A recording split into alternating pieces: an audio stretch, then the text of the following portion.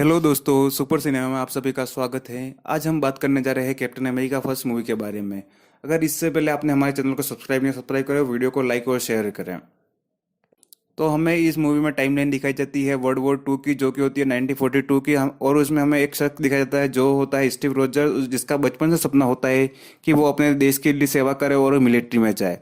लेकिन अपनी शारीरिक कंडीशन के कारण से वो मिलिट्री का एग्जाम पास नहीं कर पाता और उसका यह सपना पूरा नहीं हो पाता है। लेकिन वो बार बार मिलिट्री का टेस्ट तो दे, लेकिन एक बार जब स्टीव रोजर्स मिलिट्री का एग्जाम पास करने जाते हैं तो वहां पर उनकी मुलाकात होती है डॉक्टर इब्राहिम इरेकिन से, जो कि यूएस एजेंट का एक साइंटिस्ट होता है। और वो स्टीव की देशभक्ति से काफी खुश होता है और वो उसे मिलिट्री में पास कर देता है।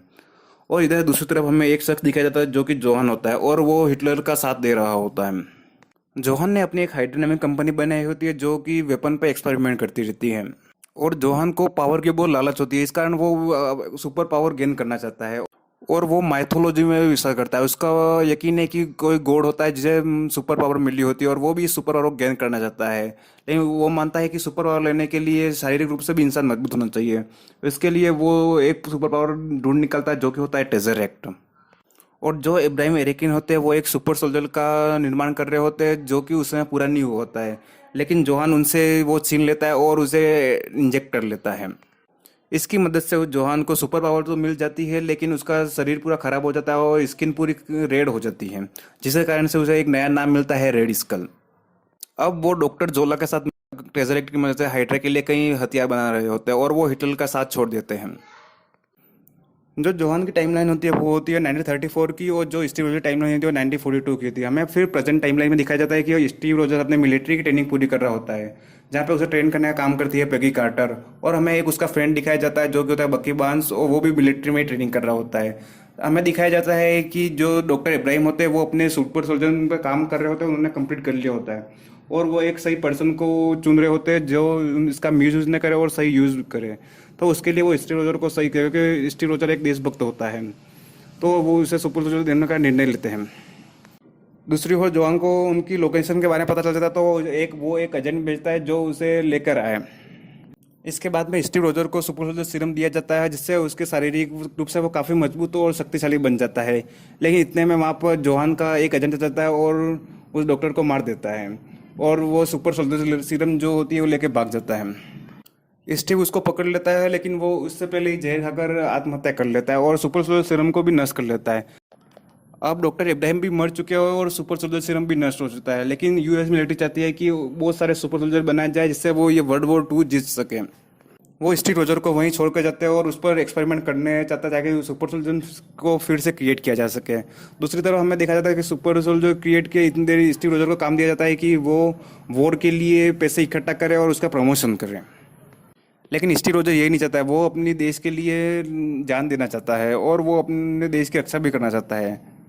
जब उसे पता चलता है कि उसका दोस्त और कई सारे पर्सन जो हाइड्रा नाम की संस्था होती है उसने कैद कर रखे हो, तो वहाँ जाने का निर्णय लेता है और वहाँ पर जाकर वो उन सबको छुड़ा लेता है। लेकिन जो रेड स्केल होता है वो उसे खुद ही नष्ट कर लेता है। स्टीव रोजर के इस काम से यूएस मिलिट्री काफ़ी खुश होती है और उसे मिलिट्री में प्रमोशन दे देती है और उसे एक नया नाम मिलता है कैप्टन अमेरिका। इसके बाद हमें दिखाया जाता है कि कैप्टन अमेरिका मिलिट्री के साथ मिलकर कहीं हाइड्रा के अड्डों को नष्ट कर लेता है। और उसे पता चलता है कि डॉक्टर जोला और एक जगह एक्सपेरिमेंट कर रहे होते हैं, तो वहाँ वहाँ पर जाता है।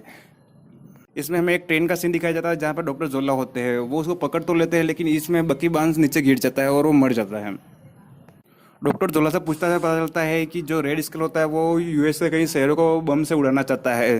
तो कैप्टन अमेरिका उससे पूछकर रेड स्केल का पीछा करते हैं, जो कि रेड स्केल एक एरोप्लेन में जाता है और उसके साथ बम और टेजर भी ले जाता है और कैप्टन अमेरिका भी उस प्लेन में चढ़ जाते हैं। इन दोनों की फाइटिंग सीक्वेंस में टेजरेक्ट होता है जो कि बॉक्स से बाहर निकल जाता है और वो रेड स्कल को टेलीपोर्ट कर लेता है, जो कि हम बाद में देखते हैं कि वो वॉरमीर में टेलीपोर्ट हुआ होता है। लेकिन स्टीव रोजर्स अब प्लेन को बेकाबू हो जाता है। अब इसके लिए वो टेजरेक्ट गिर जाता है, लेकिन अब स्टीव रोजर निर्णय लेते हैं कि वो उस प्लेन को शहर से दूर कहीं ले जाएंगे। और हमें बाद में दिखाया जाता है कि प्लेन होता है जो आर्कटिक में गिर जाता है और वो बर्फ़ में दब जाता है और स्टीव रोजर भी इसके साथ बर्फ़ में दब जाते हैं। जो यूएस गवर्नमेंट होती है वो स्टीव रोजर का ढूंढने का प्रयास करती है, लेकिन उसे स्टीव रोजर नहीं मिलता, लेकिन उन्हें टेजरेक्ट मिल जाता है। इसके बाद हमें सीन दिखाया जाता है प्रेजेंट टाइमलाइन में, जो कि 66 वर्ष बाद होता है, जो 2011 में प्लेस करता है। उसमें हम देखते हैं कि एक एजेंट होता है जो कि बर्फ में मिलता है और वो स्टीव रोजर होता है और उसे हॉस्पिटल में ले जाया जाता है और वो अभी तक जिंदा होता है क्योंकि वो एक सुपर सोल्जर है, तो उसकी एज भी नहीं बड़ी होती। और उसके साथ हमें निक फ्यूरी भी दिखाए जाते हैं जो उसे एवेंजर्स इनिशिएटिव का प्लान कहते हुए नजर आते हैं।